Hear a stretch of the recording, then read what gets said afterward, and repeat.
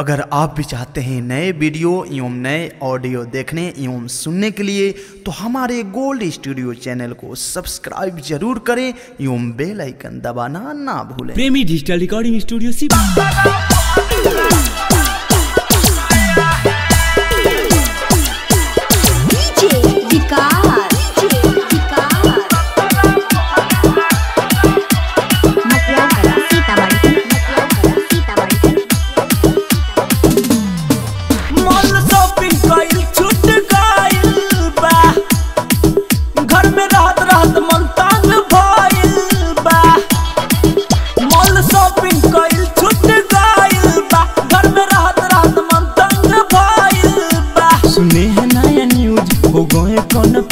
सुने हैं नया न्यूज हो गए कन्फ्यूज जब से मनावा भर गया है। जी हाँ, तो लॉकडाउन को 2 हफ्ते के लिए आगे बढ़ाया जा रहा है 3 से लेके 17 तक।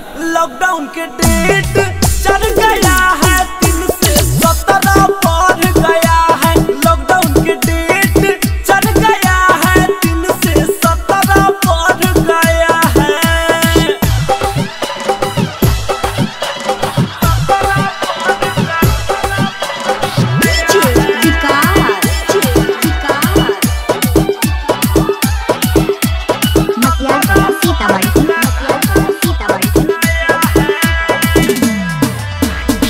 घर में सुबह घर में शाम और न कोई काम है। सारा धंधा ठप पड़ा है, जीना मेरा हराम है।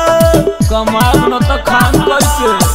घर में सुबह घर में शाम और न कोई काम है। सारा धंधा ठप पड़ा है, जीना मेरा हराम है। बाहर हो रहा है फाइट कैसे करूं मैं डिसाइड। बाहर हो रहा है फाइट कैसे करूं मैं डिसाइड। राह में रास्ता रोक रहा है। ओ ना रुके, जाइबे करे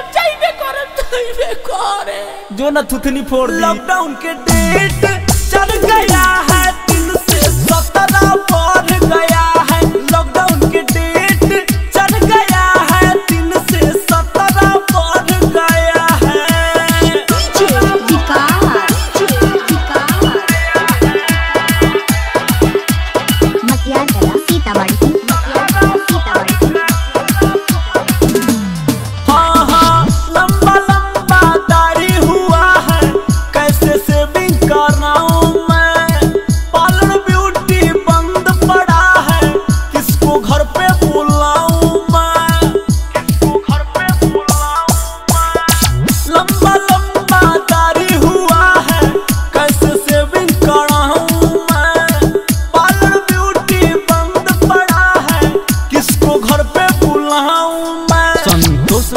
प्रेमी दुख कैसे बताऊं, संतोष संजय प्रेमी दुख कैसे बताऊं। रोग से लोग खोख रहा है। जी हाँ, सोशल डिस्टेंसिंग का पालन करें, साफ सफाई पर ध्यान रखें और अपने घर में रहें। लॉकडाउन के डेट चल गया है 3 से 17 बढ़ गया है। लॉकडाउन के डेट चल गया है 3 से 17 बढ़ गया है।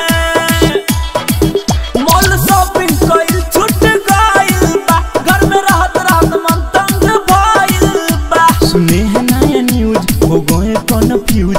सुने हैं नया न्यूज हो गए कन्फ्यूज जब से मनावा भर गया है। जी हाँ, तो लॉकडाउन को 2 हफ्ते के लिए आगे बढ़ाया जा रहा है 3 से लेके 17 तक। लॉकडाउन के डेट चल गया है 3 से 17 बढ़ गया है। लॉकडाउन के डेट चल गया है 3 से 17 बढ़ गया है। प्रेमी डिजिटल रिकॉर्डिंग स्टूडियो सीभर। कॉन्टैक्ट 9304977188।